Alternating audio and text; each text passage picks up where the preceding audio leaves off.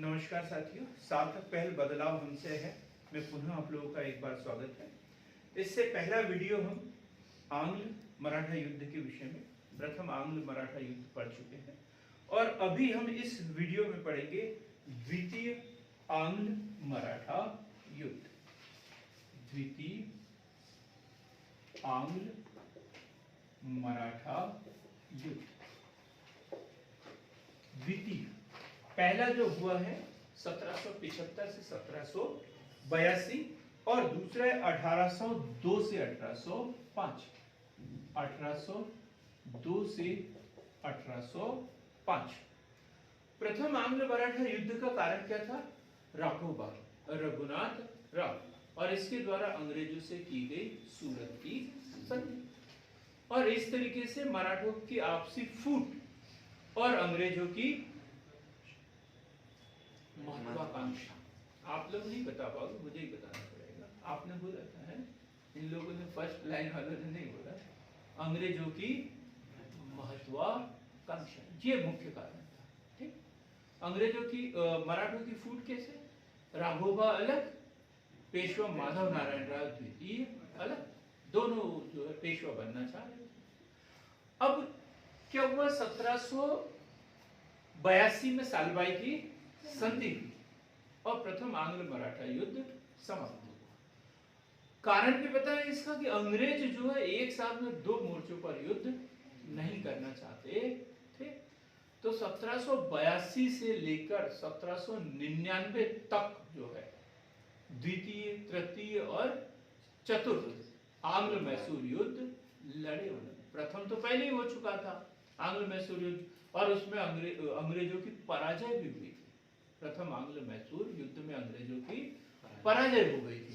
तो इसलिए उन्होंने सोचा कि अब मराठों से नहीं लड़ते, अभी हम किससे लड़ते हैं? सिर्फ मैसूर से लड़ते हैं और मराठों से उन्होंने एक संधि कर ली। से संधि नहीं, 20 वर्ष का युद्ध विराम कहते हैं। क्या कहते हैं इसे? 20 वर्ष का युद्ध विराम। तो 1802 से 1805। अब यहां पर है लॉर्ड वेलेस्ली। अंग्रेज कौन है उस समय? Lord Wellesley. लॉर्ड वेलेस्ली चतुर्थ आंग्ल मैसूर युद्ध के समय भी लॉर्ड वेलेस्ली रहेंगे। लॉर्ड वेलेस्ली के शासन काल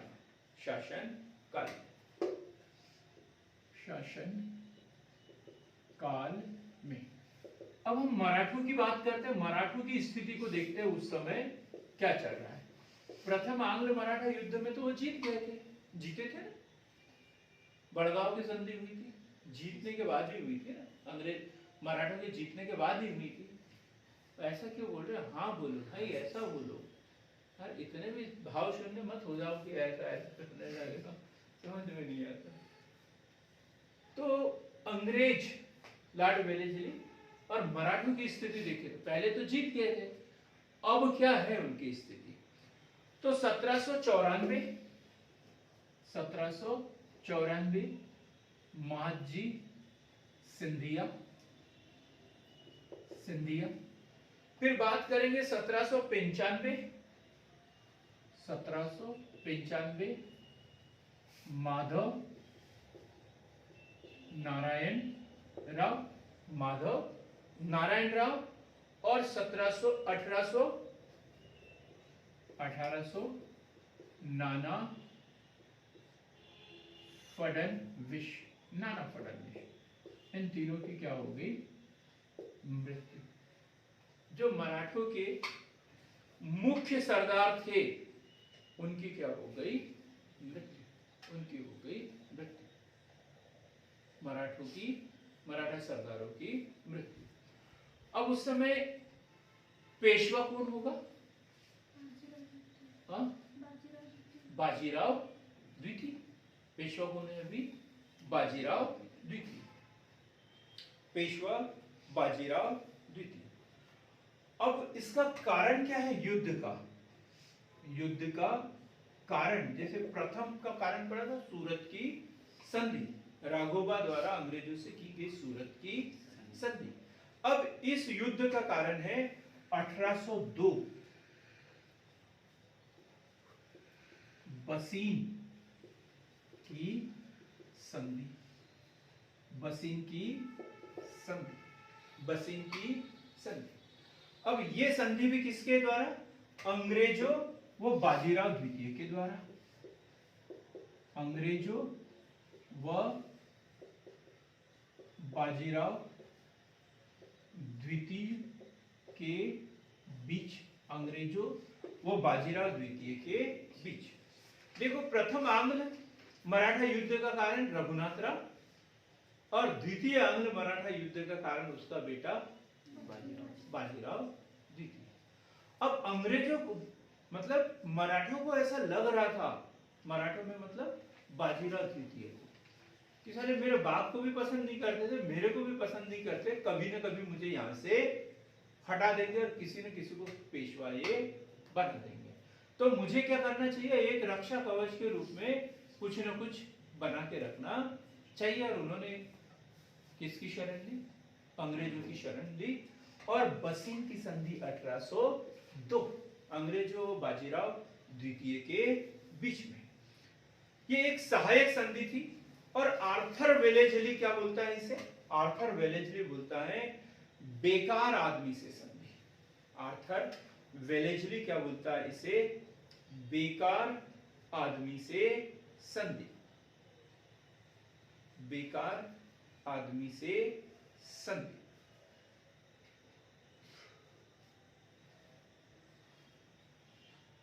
अब इधर क्या हुआ? दौलतराव सिंधिया, दौलतराव सिंधिया, अब सिंधिया उज्जैन में नहीं थे, अब कहां थे? ग्वालियर। और शुरुआत में कहां थे ये? उज्जैन में। अब ये ग्वालियर की बात कर रहे हैं। दौलतराव सिंधिया व पेशवा, कौन थे पेशवा? बाजीराव द्वितीय। अब ये जो पेशवा बाजीराव द्वितीय था, ये क्या चाहता था कि जितने भी मराठा सरदार है वो सब क्या हो जाए? खत्म हो जाए। मैं एकमात्र रहूं, तो भोसले हैं, सिंधिया है, होलकर है, गायकवाड़ है, ये सब खत्म हो जाएंगे, मैं अकेला ही रहूंगा। इसलिए उसने क्या ताना बाना बुना। तो सबसे पहले अपने जाल में किसको फंसाया उसने? दौलतराव सिंधिया को। और इसके साथ में मिलकर यशवंतराव होलकर के छोटे भाई की हत्या, यशवंत राव होलकर के छोटे भाई की हत्या। अब तो ये यशवंतराव होलकर नहीं चाहता था लड़ना, अब उसे तो लड़ना पड़ेगा, नहीं तो लोग बात ताने मारेंगे। तो उसका भाई था, बेटा थोड़ी, बेटा होता तो लड़ता, अब भाई था तो काय को लड़ेगा? भाई रहता तो हिस्सा मांगता, ऐसा लगेगा ना उसको। तो भाई का बदला तो लेना पड़ेगा, फिर उसको लोग लाज के वैसे भाई का बदला तो लेना पड़ेगा। अब दौलतराव सिंधिया हो आ गए, बाजीराव द्वितीय पेशवा भी आ गए, यशवंतराव होलकर भी आ गए। अब बचे कौन है? भोसले। कौन बचे हैं? भोसले। तो अब यशवंतराव होलकर किसके पास जाएगा? भोसले के पास, क्योंकि ये दो लोग हैं। तो भाई यदि ताकत नहीं है तो लड़ना मतलब आत्महत्या करना, आत्महत्या करना ही हुआ। ताकत नहीं है तो नहीं, लड़ना है तो फिर ताकत भी चाहिए, तो पहले शक्ति एकत्रित करना पड़ेगा। तो दौलत, इसमें दौलतराव सिंधिया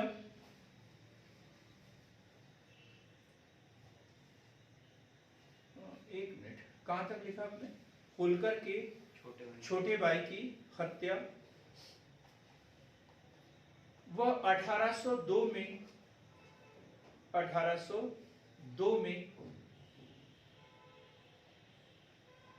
पुणे पर हमला, पुणे पर हमला, 1802 में पुणे पर हमला 1802 में पुणे पर हमला व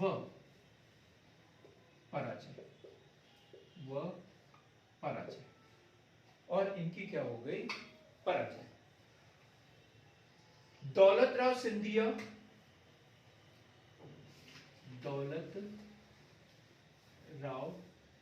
सिंधिया, अभी मैं स्पष्ट करूंगा इसे थोड़ा सा, पहले लिख लेते हैं। दौलत राव सिंधिया और रघुजी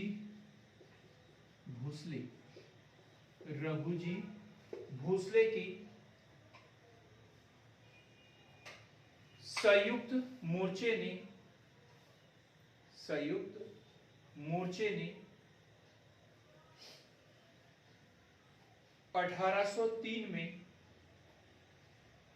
1803 में अंग्रेजों से युद्ध किया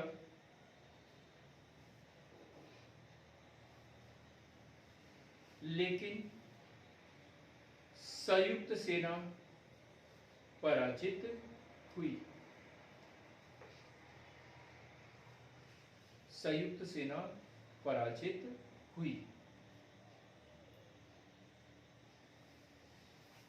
होलकर व गायकवाड़ न्यूट्रल रहे, तटस्थ रहे। अब देखो पूरी कहानी सुनते हैं, पूरी कहानी एक बार फिर से देखते हैं। ठीक, हम सिर्फ अभी बात कर रहे हैं दौलत राव सिंधिया और कौन? पेशवा बाजीराव द्वितीय। इन्होंने जो है इंदौर के यशवंतराव होलकर के छोटे भाई की हत्या कर दी। अब यशवंतराव होलकर इनसे क्या हो गया? अलग। और इन दोनों की संयुक्त सेना ने जो है वो पुणे पर आक्रमण किया। मतलब अंग्रेजों की सेना पर, पुणे के अंग्रेज जो थे उनके ऊपर आक्रमण किया और वहां पर जो है इनकी पराजय हो गई। अब ये जो है पेशवा चुप हो गया क्योंकि उसने तो पहले ही अंग्रेजों से संधि कर ली है। कौन सी? बसीन की संधि। ये पढ़ा आपने 1802, बसीन की संधि। वो तो जबरदस्ती जो है किसको लेके आया? दौलत राव सिंधिया को उसने उकसाया कि अंग्रेजों से लड़ो करके, लेकिन कुछ नहीं जमा। तो उसको ऐसा लगा कि नहीं, मुझे अंग्रेजों के साथ में रहने में फायदा है। अब दौलत राव सिंधिया के साथ में कौन आए? भोसले कहाँ के? नागपुर के भोसले ने और दौलत राव सिंधिया ने जो है 1803 में पुनः अंग्रेजी सेना पर अंग्रेजों पर आक्रमण किया और इस समय भी उनकी पराजय। कब किया उन्होंने? 1803 में अंग्रेजों पर आक्रमण व पराजय। 3 पार्टियां इन्वॉल्व हो गई अभी। कौन? पेशवा, सिंधिया और भोसले युद्ध में शामिल थे, है? अभी होलकर चुपचाप था। क्यों? क्योंकि वो तो इसका साथ नहीं दे सकता था, दौलत राव सिंधिया का, क्योंकि इन्होंने मिलकर उसके भाई की हत्या की थी। तो जब इन्होंने अंग्रेजों पर आक्रमण किया तब होलकर व गायकवाड़ तटस्थ रहे। ये तमाशा देखते रहे कि ये लड़ रहे हैं। लेकिन जब ऐसा लगा कि यार वो भी मराठे हैं, हम भी मराठे हैं, अपने आपसी झगड़े अलग है, लेकिन अभी तो हमें लड़ना चाहिए, तब जब इनका लोहा गर्म हुआ तब तक वो पराजित हो चुके थे। तो अब क्या है, उत्तरी भाग में जो है ये इन्होंने लड़ना शुरू किया। फिर इन्होंने भी उनके ऊपर छुटमुट घटनाएं इनकी घटी और इनकी भी पराजय हो गई। तो अब हम बात करते हैं संधिया युद्ध समाप्त कैसे होगा। एक के बाद एक लड़ते जा रही है अंग्रेजों से और हारते जा रहे हैं। इसके बाद में देखा होलकर और गायकवाड़ ये भी पराजित होंगे उत्तरी भाग में, ये भी उत्तरी भाग में पराजित। अब इस युद्ध में क्या हुआ, हर एक शक्ति के साथ में अलग अलग संधि, क्योंकि एक साथ लड़े क्या ये लोग नहीं, तो एक साथ संधि भी नहीं होगी, अलग अलग लड़े तो अलग अलग संधियां होगी। ये कुछ भी महत्वपूर्ण नहीं है, महत्वपूर्ण है द्वितीय आंग्ल मराठा युद्ध के बाद होने वाली संधियां कि कौन सी संधि किसके साथ में हुई थी। तो देवगांव की संधि, देवगांव की संधि, देवगांव की संधि, और ये हुई है अंग्रेजों व भोसले के बीच में, अंग्रेजों व भोसले, अंग्रेजों व भोसले के बीच, अंग्रेजों व भोसले के बीच, और 17 दिसंबर 1803, 17 दिसंबर 1803। एक एक संधि हमें याद करना है, कौन सी संधि किसके साथ में हुई और कब। तो देवगांव की संधि अंग्रेजों व भोसले के बीच 17 दिसंबर 1803। मतलब अब मराठों ने क्या किया, धीरे धीरे सहायक संधि स्वीकार करना शुरू कर दिया। सबसे पहले किसने की थी मराठों में सहायक संधि स्वीकार? पेशवा बाजीराव द्वितीय, पेशवा बाजीराव द्वितीय। और अब किसने कर दी? भोसले ने 1803, और नाम क्या है उसका? देवगांव की संधि, देवगांव की संधि। अब भोसले कहाँ के थे? नागपुर में। तो नागपुर में उन्होंने एक रेजिडेंट रखना स्वीकार कर लिया, नागपुर में एक रेजिडेंट रखना स्वीकार कर लिया। अब देखो सहायक संधि क्या है, लॉर्ड वेलेस्ली द्वारा शुरू की गई थी, और इसके तहत जो भी भारतीय शासक सहायक संधि स्वीकार कर लेता था उसे एक अंग्रेजी सेना अपने राज्य में रखना होता था। उस सेना के ऊपर, रसद के ऊपर जो भी खर्चा आता वो भारतीय शासक को वहन करना होता था। उस सेना की देखरेख के लिए एक अंग्रेज अधिकारी नियुक्त किया जाता था जिसे रेजिडेंट कहते थे, और इसका वेतन भी भारतीय शासक को ही वहन करना होता था। ये सहायक संधि की शर्तें थी। तो जैसे ही इन्होंने सहायक संधि स्वीकार की तो नागपुर में अंग्रेजों ने एक रेजिडेंट रख दिया। अब वो पूरी इनकी गतिविधियों पर नियंत्रण रखते रहे। न ये किसी को स्वागत भोज दे सकते हैं, न किसी के मृत्यु भोज में जा सकते हैं, इतना मतलब उनका नियंत्रण इनके ऊपर हो गया। अब हम बात करेंगे सुरजीत अर्जुन गांव की संधि। सुरजीत अर्जुन गांव की संधि, सुरजीत अर्जुन गांव की संधि किसके बीच में हुई, कोई बताएगा क्या? अंग्रेजों और सिंधिया के बीच में हुई थी। बहुत ही शानदार, बहुत ही शानदार, अंग्रेजों व सिंधिया के बीच में हुई थी। इसमें हम एक और लिखेंगे, औरेगांव की लड़ाई, औरेगांव की लड़ाई, औरेगांव की लड़ाई में पराजित।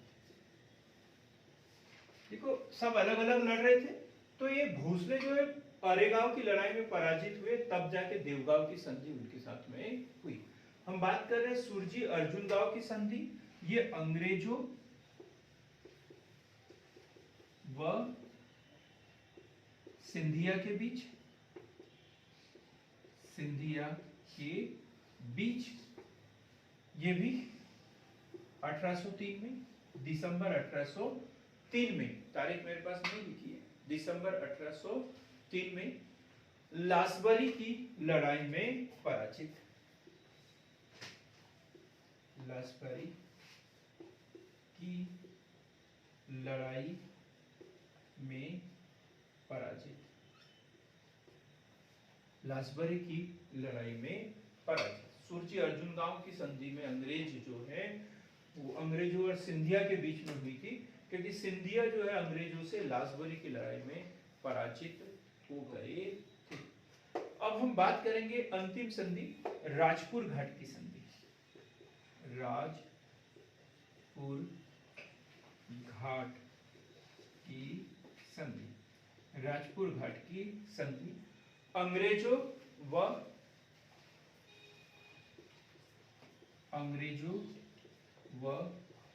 होलकर, अंग्रेजों व होलकर के बीच, अंग्रेजों व होलकर के बीच कौन सी लड़ाई में पराजित हुए थे? नहीं बताएंगे कोई। ये भी 1805 में, ये 1805 में कौन सी लड़ाई में पराजित? असाई की लड़ाई में पराजित। असाई की लड़ाई में पराजित। असाई की लड़ाई में पराजित। इस तरीके से जो है पूरी मराठा शक्तियां जो है अब धीरे धीरे अंग्रेजों के अधीन आ गई, क्योंकि पेशवा बाजीराव द्वितीय जो है पहले ही उससे सहायक संधि कर चुका था। कौन सी? बसीन की संधि। अब जो है भोसले भी आ गए, सिंधिया भी आ गए, होलकर भी आ गए। अब जो है पेशवा बाजीराव द्वितीय को अब जाके पता चला कि अंग्रेज किसी के सगे नहीं है। अंग्रेज किसी के सगे नहीं है। वो हमसे सहायक संधि इसलिए नहीं करते क्योंकि हमारे ऊपर कृपा करना चाहते हैं, हमारे ऊपर कोई आशीष देना चाहते हैं। वो इसलिए संधि करते हैं ताकि वो अपना उल्लू सीधा कर सके, इसलिए संधि करते हैं। और अब उसकी समझ में आ गया, लेकिन अब पछतावे खुद क्या, जब चुड़िया चुग गई खेत, अब करने के लिए कुछ बचा ही नहीं। तो फिर भी पेशवा बाजीराव द्वितीय जो चाहेंगे कि जान है तो जहान है, एक प्रयास करने में कोई हर्ज नहीं है। वो सोचेगा कि मैं सबको एक बार एकत्रित करूंगा, जो मराठे हैं उनको एकत्रित करूंगा और एक बार इनसे फिर युद्ध करूंगा, और वो होगा तृतीय आंग्ल मराठा युद्ध। अगला जो वीडियो 2 से 3 मिनट का बनेगा सिर्फ तृतीय आंग्ल मराठा युद्ध।